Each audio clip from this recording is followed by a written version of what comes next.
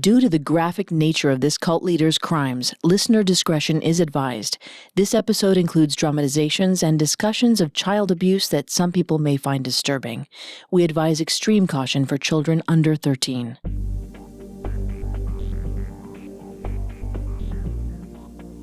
Hi, I'm Greg Polson, and this is Cults.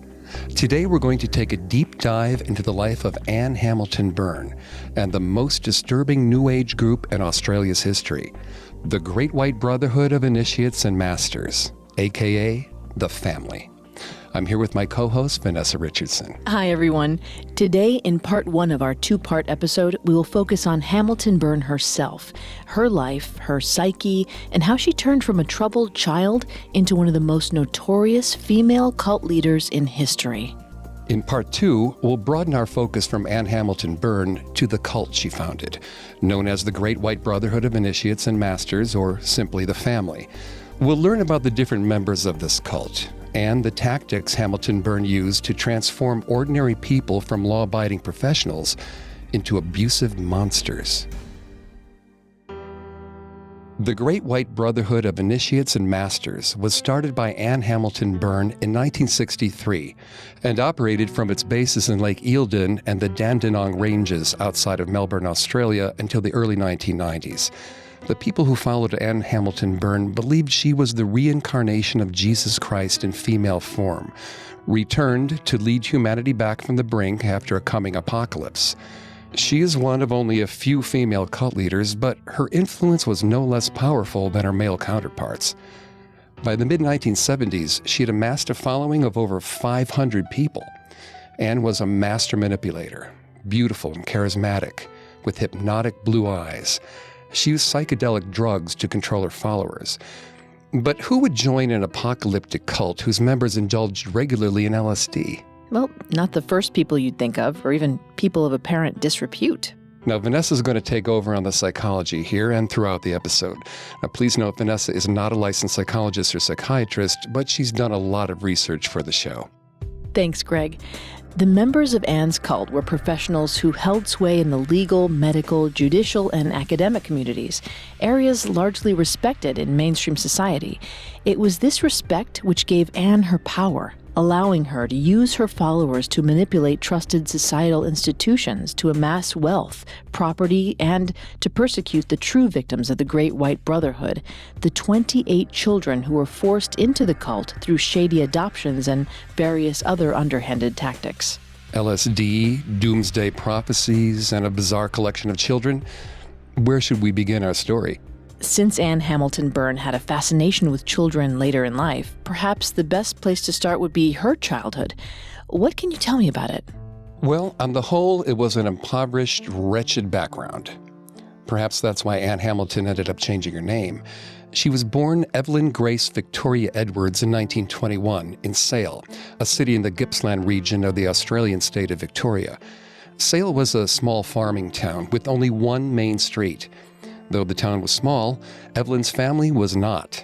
She was the eldest of 7 children. That's interesting that she herself was part of a large family, given that she'd go on to amass a family of 28 children. Who were Evelyn's parents?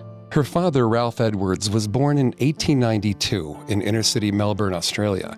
He lost his first wife in childbirth when he was fighting in World War I.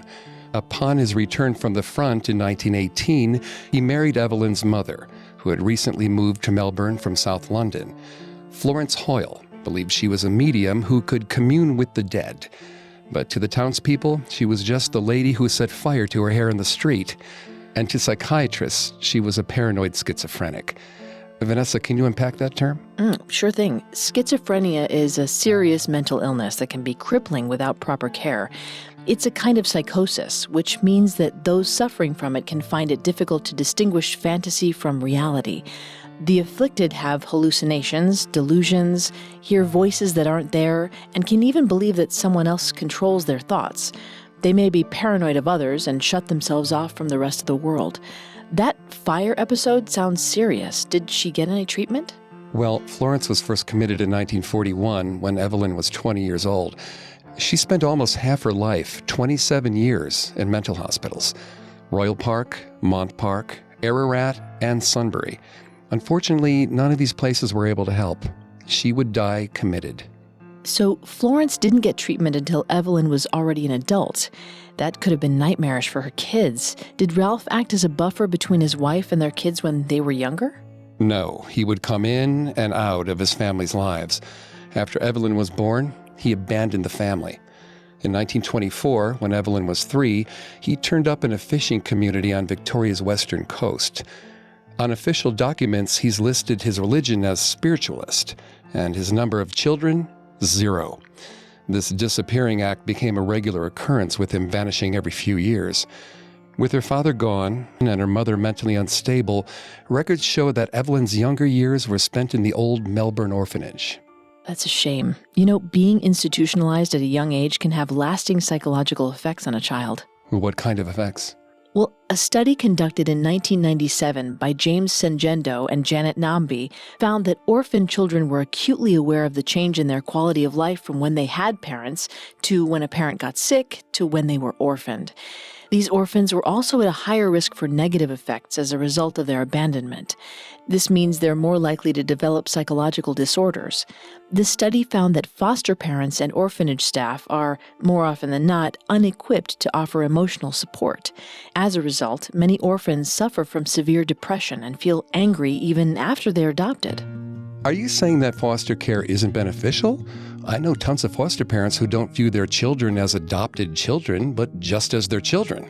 Like they love them like their own. That's a good point. I was only saying that unless the foster parents are adoptees themselves, it can be difficult for them to get inside their child's head and provide the type of emotional support that child needs. However, there is science to support the benefits of foster care. Really? What kind of science?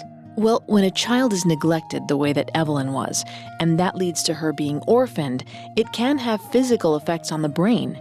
In terms of electrical activity, if you think of a healthy brain as a 100-watt bulb, orphans usually have a 40-watt. That's because a child's brain needs a reliable source of attention, affection, and stimulation.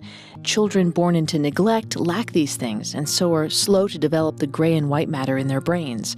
In other words, their brains were physically smaller. So what's the difference between gray and white matter? Well, gray matter includes regions of the brain involved in muscle control, sensory perception, emotions, decision-making, and self-control. Now, white matter is the insulation between the gray matter. It can transmit electrical signals far more quickly than gray matter, allowing different sections of the brain to communicate. If you think of the brain as a city, gray matter is like the big buildings where all the work gets done, and white matter is like the telephone lines, allowing quick transmissions from one building to another. So how does foster care factor into this? The study found that for kids in an orphanage, these problems persisted.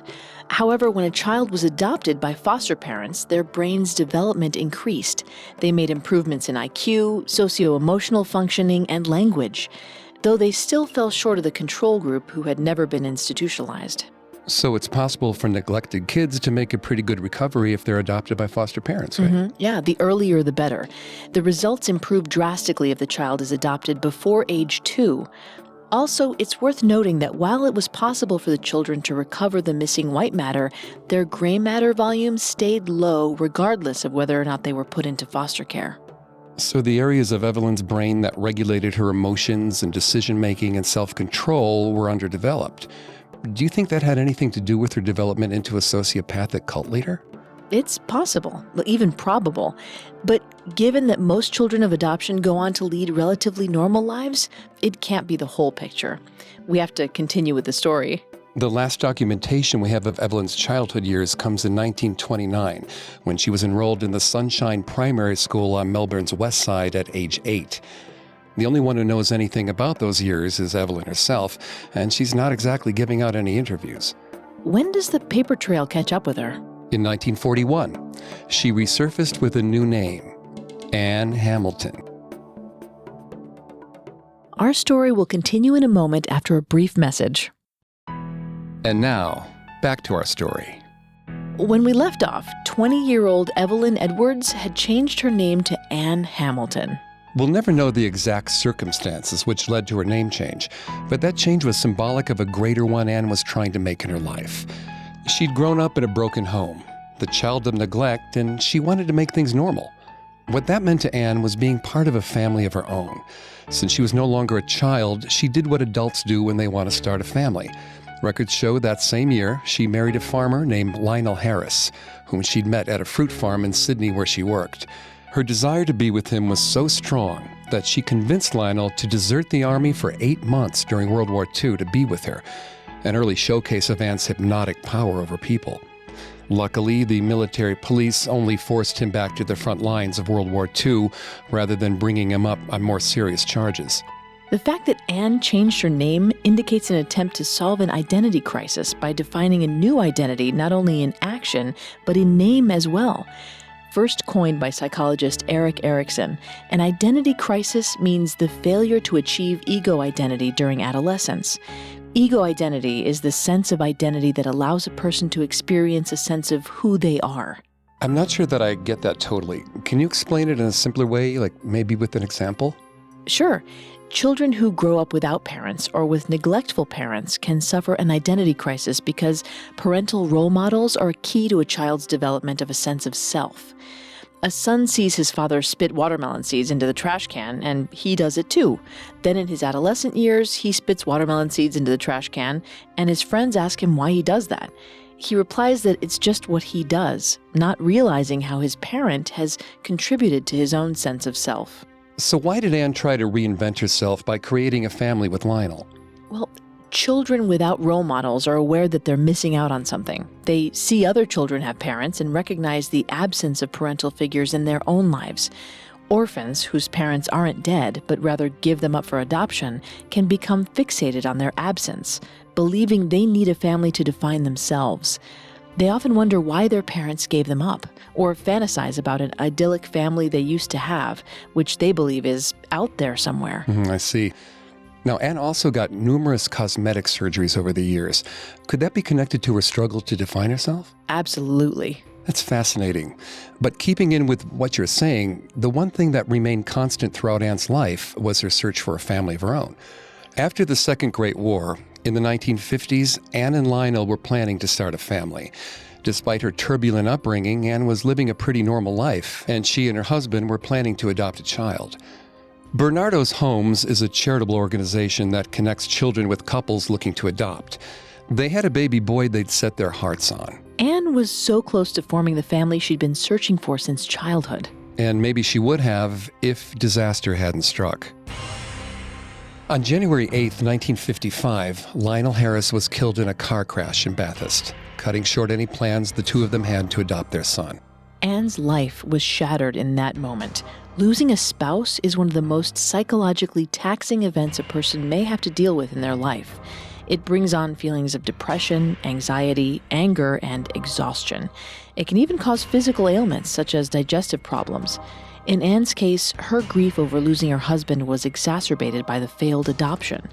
It was almost like she'd lost a child as well. She was so close to realizing her vision of the perfect family which had eluded her since childhood, and then it was all taken away in one moment.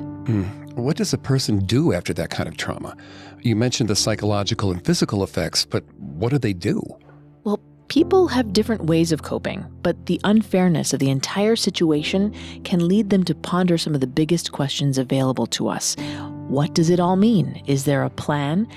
You mentioned that Anne said she was the reincarnation of Christ. I wouldn't be surprised if this was the moment she turned to religion. That's pretty sharp.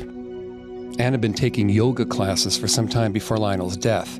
Yoga was just coming into popularity shortly after the end of World War II, and she'd taken a liking to it. Now, with her husband gone, Anne found community amongst the other women participating in the fad. The exercise also helped get her in touch with her spiritual side. She said that yoga helped one achieve a physical peace, which she would later claim was the foundation of accessing the spiritual plane. Anne became a leader in the classes she attended and saw that people would follow her. For now, this community became a suitable substitute for a family. Did she take some kind of leadership role to make her position in that family official? Yeah. In 1960, when she was 1 year shy of 40, Anne became a tantric yoga instructor in Melbourne, Australia. The classes combined exercise with Anne's own brand of pseudo-Eastern philosophy. Eastern philosophy was the one thing Anne retained from her mother, who had used the teachings to supplement her work as a medium. She started teaching classes in the Gita School of Yoga after she met the studio's owner, Margaret Segisman, on a rainy day in Melbourne. Anne saw the woman struggling to pull some awnings down outside her school and helped her out. Anne introduced herself as a physiotherapist and nurse, and the two became friends almost immediately. I imagine Anne couldn't stop at just being a role model for these women. Did she take steps to make them a more permanent part of her family? Well, Anne's clientele would become some of her first initiates. The classes became very popular, attracting middle-aged women from the wealthier suburbs around Melbourne. Anne nurtured a reputation as a New Age guru, available to those who needed spiritual guidance. So she was using elements of Eastern religions, Hinduism and Buddhism. What texts was she interested in? Siddhartha and the Bhagavad Gita were among her favorites. Now that is interesting. What are you zeroing in on? Well, I think we're seeing the origin of Anne's cult leader persona here. If we take a moment to discuss the content of Siddhartha and the Bhagavad Gita, I think you'll see what I mean. Siddhartha is the story of a young man of the same name who goes on a quest for enlightenment. In the beginning, he has all the trappings of wealth and lives amongst wealthy people who believe they know all there is to know because of their status. However, Siddhartha sees that the wealthy are detached from life and can only view it as a game. Unsatisfied with this frivolous existence, Siddhartha renounces his fortune and sets out on the road in search of a guru. To make a long story short, he finds the guru, learns to cleanse himself of the trappings of this world, and becomes enlightened. Well, that's a fascinating story. It's powerful stuff. Indeed. And it was especially poignant to the middle-aged women who frequented Anne's classes. These women were going through midlife crises. Their kids had grown up, their husbands were having affairs, and it being the 60s, the recourse of divorce was practically unavailable, as it was very heavily discouraged by society. Like Siddhartha, they lacked purpose in their lives and went in search of a guru who would show them the path to a more meaningful existence. I see. The book helped Anne to see what these people were lacking in their lives. She stood on the shoulders of Eastern philosophers and used their work to win over these women. Yes, she knew her audience and how to play them, but she perverted the original teachings to fit her own needs. For instance, she left out the part where the guru tells Siddhartha that he can't attain enlightenment by following a guru, but must instead walk the path himself. Now that's where I'm getting stuck. If these women were supposed to be Anne's new family, why did she feel the need to manipulate them? They really did respect her, right? Well, Anne was using these women as a surrogate for her family. They loved and respected her, but they weren't really her family. They could still leave her anytime they wanted to. That made Anne nervous. She was ultra paranoid about losing her family because her original family had abandoned her. So that's why she did what she did next. After she got a woman sufficiently under her spell, she'd convince her to leave her husband. The result of this was shame in society. At the time, being a divorcee was a scarlet letter that few women would come back from. Once these women divorced their husbands, the only family they had left was Anne's. She would control them for life. Now, what about the other book, the Bhagavad Gita? What's the parallel there? Well, the Bhagavad Gita is a Hindu text written around 400 BC and comprised of a dialogue between Krishna and a warrior named Arjuna. Krishna is the word of God in human form and tells Arjuna to live a life that establishes Dharma in the world. Dharma is a concept in both Buddhist and Hindu religions, meaning the principle of cosmic order. It's likely that Anne related to Krishna, as she would liken herself to Jesus reincarnate, the Western equivalent of the God-man. So she believed she was the mouthpiece of God, sent to teach her followers to bring Dharma to the world? Well, it's difficult to know what she believed, but regardless, she convinced her followers of as much. The Bhagavad Gita also has an interesting bearing on the culture at the time. Really? Well, what kind of cultural bearing could a Hindu text from before Christ have on the people of Australia in the 60s? Well, the 60s were a time when it seemed that Dharma had gone from the world, and things needed to be put back in order. After the use of nuclear weapons during World War II, the Cold War began between Russia and the United States. Given the advent of nuclear power, this conflict not only affected those countries, but the entire world. The threat of nuclear annihilation was very real and felt globally. Mutually assured destruction. Exactly. People were understandably worried, and there was a consistent malaise during this period caused by the prevailing sentiment that the world could end at any moment. It made folks give way to a more mystical way of thinking. Oppenheimer quoted the Bhagavad Gita, didn't he? You're catching on, Greg. J. Robert Oppenheimer, the American theoretical physicist who developed the atomic bomb, famously referenced the text after the first nuclear test in 1945. He quoted Krishna, quote, "I am become death, destroyer of worlds," end quote. This statement was broadcast the world over and once again brought light to the ancient text.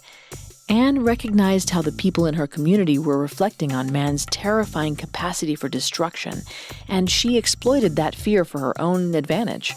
But what advantage could she really gain by converting all of these suburban housewives? Women didn't hold much power in the 60s. It's true. Anne couldn't set up a legitimate organization with only divorcees, and her family was lacking the members she desired the most, children. But Anne was past adoption at this point. Her talent for manipulating people had warped her perspective. The fact that this bad behavior was rewarded caused her to repeat it, and repeat it she did, in her quest for children of her own. We'll return to our story in just a moment from the Parcast Network. And now, let's continue the story. Children couldn't just be convinced to join Anne's family. It's not up to them. And there are numerous societal bulwarks in place to make sure that children aren't kidnapped or otherwise separated from their parents. Anne was aware of that. That's why she set out to build her small family of yoga moms into a full-fledged organization, one with reach in the judicial, legal, academic, and medical communities, with legitimacy so no one looking at her perfect family would bat an eye. In 1962, Anne set her sights on Dr. Raynor Johnson. Dr. Johnson was a highly respected physicist and author. Beyond being a hugely respected scientist, he was also a highly praised academic, the master of Queen's College at the University of Melbourne. His social circle included wealthy and important people, such as the founders of the Liberal Party and the owners of Ansett Airline.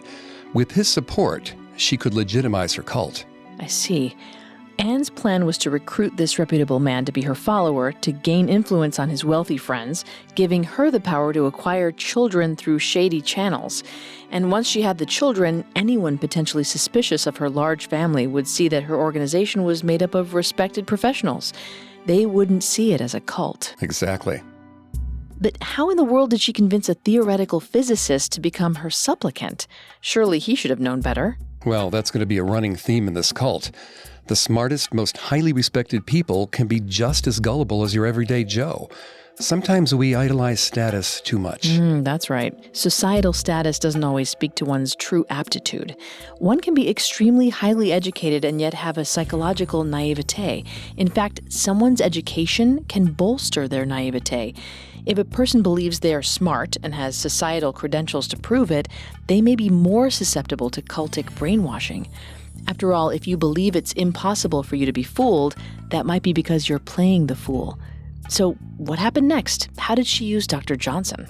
Well, Dr. Raynor Johnson was very, very gullible and checked up on him for a few weeks. She had friends at Queen's College feeding her information about him. She also slept with his gardener to gain inside information about the goings-on inside his house, as well as his relationship with his wife. She'd gathered this information to pretend she was clairvoyant.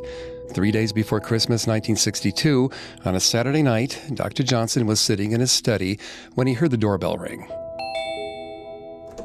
On what he referred to in his diary as a day of destiny, he answered that doorbell and was met by Anne, whom he judged to be 10 years younger than she actually was. Anne addressed the 61-year-old saying, "I don't think you know me, but I know you well. My name is Anne."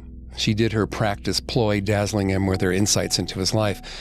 She said she knew he was going to India with his wife, and that his wife was going to get sick over there. Now, the creepy thing is, Dr. Johnson and his wife did go to India, and his wife did get sick with dysentery.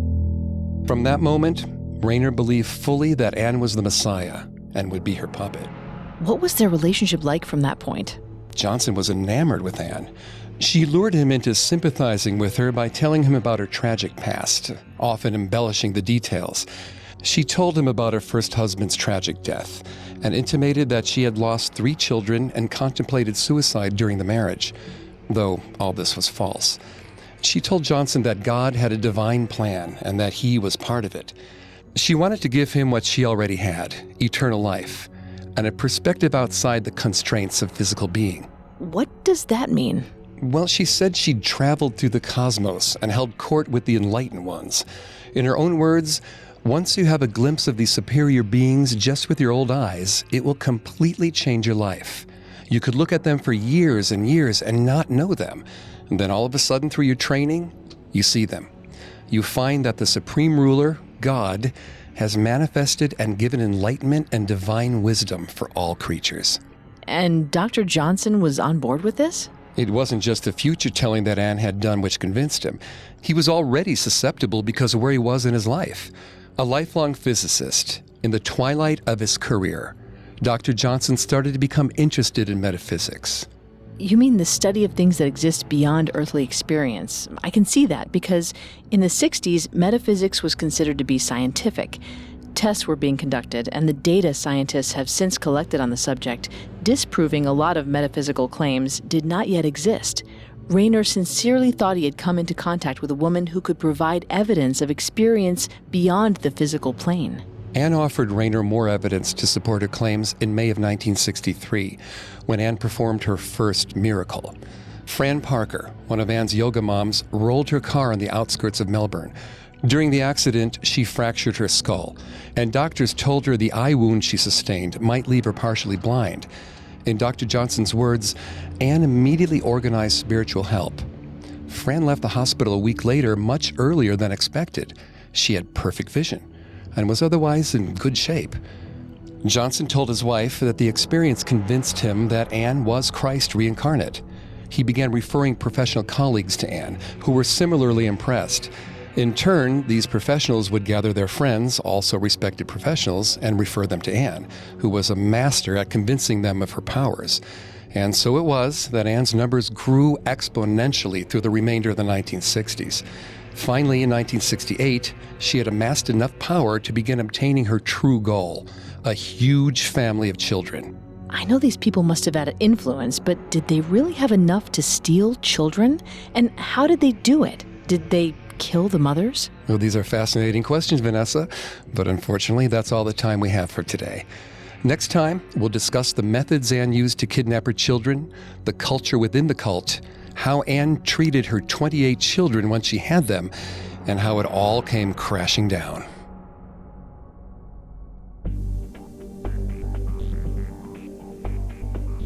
Thanks again for tuning into Cults. If you want to listen to any previous episodes of Cults, you can find them on iTunes, Google Play, SoundCloud, Stitcher, and Spotify, or on our website, parcast.com, spelled Parcast.com.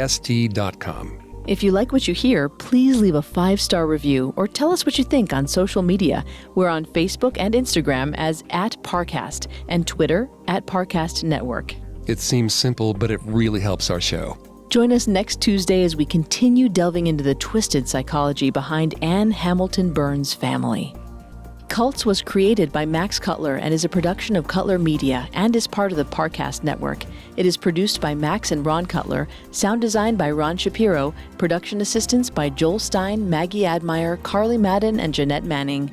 Cults is written by John Gray and stars Greg Polson and Vanessa Richardson.